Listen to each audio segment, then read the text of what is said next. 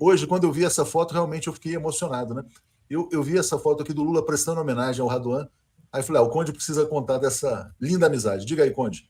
Que foto linda, realmente, viu? Uma coisa emocionante. O Lula saiu beijando, né? Geral, é um recado, é um símbolo tão bonito para o país, né? Olha o Messias, que roupa bonita que ele está ali do lado, e a felicidade do Raduan. E o momento lindo do encontro do Lula com o Raduan, que representa muita coisa para a história brasileira, por tudo que esses dois gigantes significam. Foi uma coisa linda realmente ter contato com o Raduan Nassar a partir do trabalho do 247, que ele acompanha, ele é fã, ele acompanhava, e a gente acabou criando uma amizade bonita de se encontrar e de tomar o café e de eu levar as pimentas para ele, da gente falar de literatura, um monte de coisa e falar de Brasil. Eu estava me lembrando aqui, gente, o seguinte, que o Lula, depois da prisão, durante a prisão também a gente sabia disso, né? Que você podia falar qualquer nome para o Lula, até o nome do Bolsonaro. O Lula respeita o Bolsonaro enquanto ator político, mas quando você falava Moro e Dallagnol, a coisa mudava de figura, o Lula ficava bravo, né? Ele era tomado por alguma coisa. Hoje eu não sei se ele ainda tá assim, acho que não.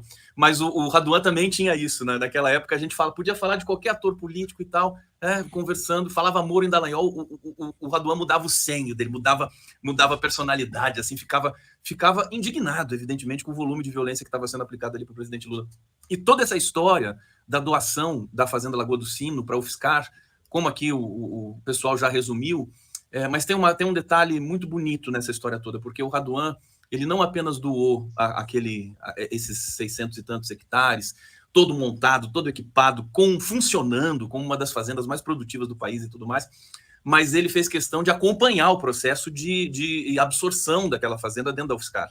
E isso não acabou naquele período. Quer dizer, depois veio o Bolsonaro, o Raduan continuou acompanhando para evitar desagregações, enfim, que estavam acontecendo ali com reitores, né, que eram indicados por Bolsonaro e tudo mais, e ele conseguiu. E esse encontro de hoje acho que é um pouco para coroar isso. Eu estava conversando com o Messias agora há pouco aqui, para coroar um pouco essa resistência no período de golpe Bolsonaro no Brasil, a doação da Lagoa do Sino, a UFSCar, com esse local apaixonado, que é o local do Raduan Nassar, a doação do Raduan Nassar, ela venceu todos esses obstáculos e o resultado está aí, esse evento bonito hoje.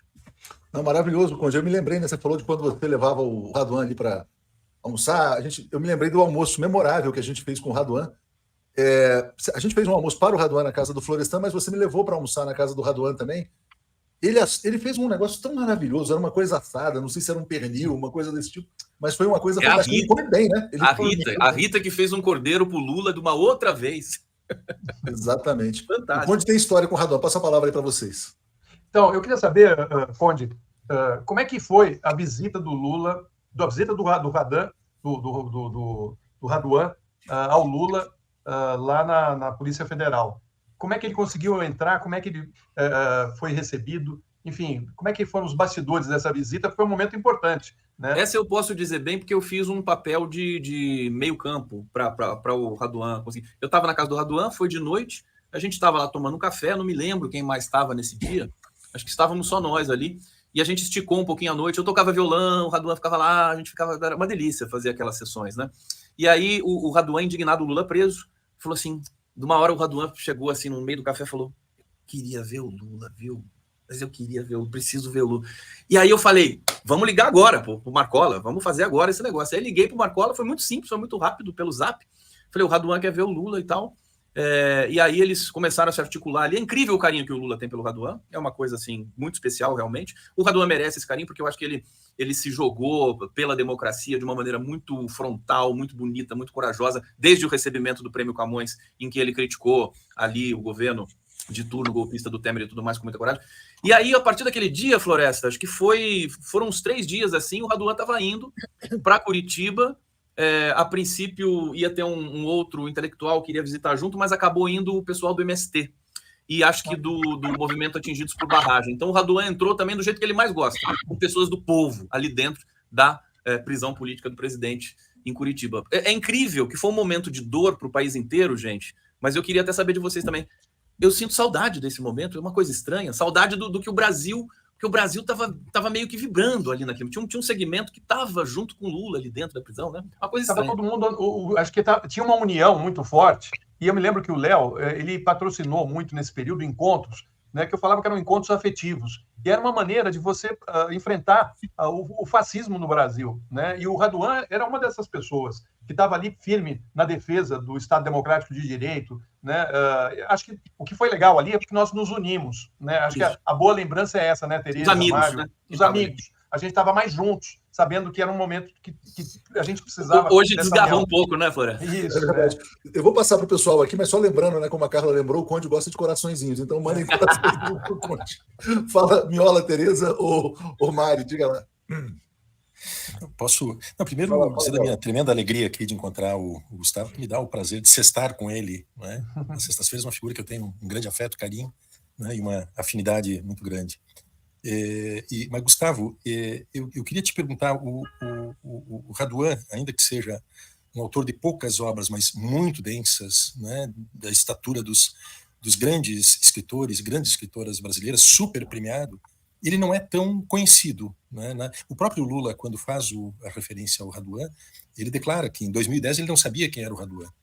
E aí ele chama o Haddad, que era seu ministro da Educação, e o Haddad diz, não, eu o conheço. Então, é evidente que eram de círculos intelectuais, né, não tão ampliados, em que o Raduan era um autor, não é, um escritor, né, um intelectual conhecido. Eu não sei se tu concordas com esta minha afirmação, e se tu concordas com ela, a que tu atribuis esse relativo desconhecimento do Raduan, com essa grande estatura. Só uma questão, na verdade, Conde, desculpa, o Raduan fugiu da fama, né? Ele nunca quis ser cultuado. Isso. Ele foi para a vida rural, inclusive, quer dizer, e aí que deu o mito do Raduan. Mas diga, Conde. Ele foi uma espécie de abandono, mas é um abandono que é tão bonito, porque assim, a semeadura do campo é a escrita, né? Então, você vê que é uma coisa que assim é muito profunda. A biografia do Raduan se confunde com a literatura que ele produz. Ele foi mal compreendido na época em que ele publicou Lavoura Arcaica, em 1974, porque tinha ditadura militar, as pessoas achavam que era um romance, como é que se diz, alienado, que não falava. Na verdade, é o romance mais denso, mais profundo sobre essa dor brasileira das elites e tudo mais. É uma coisa tão forte, tão bonita, que perdura com muita força no tempo. Então, de fato, mas assim, não é um leitor das multidões. As pessoas não corriam nas livrarias para comprar Raduan Nassar. Tem uma história que ele descreve que é tão bonita e que ele recebeu, não sei, acho que 3.000 exemplares do Lavoura Arcaica, ele teve que jogar fora 3.000 exemplares que estavam num lugar ali que estava pegando umidade, que não tinham onde guardar.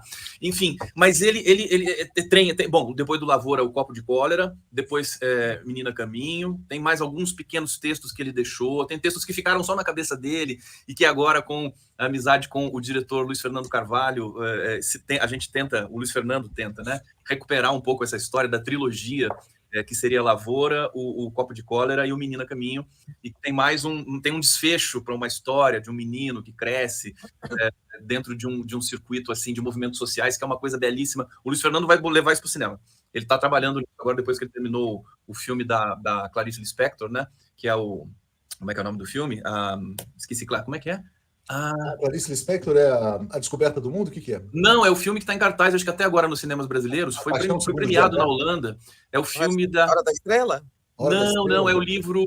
Daqui a pouco eu vou lembrar o nome. Paixão segundo GH. Paixão segundo GH. Mário Vitor Santos, Salvador da Pátria. Paixão segundo GH, que é um filme belíssimo e tudo mais. E tem o Luiz Fernando Carvalho fala essas coisas raduânicas, né? Existe a epifania raduânica, que é aquela coisa da palavra, de mexer com os significados e um encadeamento, que é o que ele faz, o ritmo que ele dá ao Lavoura Arcaica, né? A solenidade da literatura do Raduan. Então, realmente, não é leitor, não é escritor de multidões, mas é de tal densidade a obra dele, e ainda está por ser descoberta, e é uma descoberta permanente, que não se exaure, que ele está mais vivo do que nunca dentro da literatura brasileira, dentro da cultura brasileira como um todo, a importância dele. E é isso que é bonito, você vê um cara desse, né, que poderia ser um intelectual elitizado, é um cara do povo. O MST ama o Raduan Nassar. É tão bonito que eles têm essa identidade, eles sentem essa identidade com ele.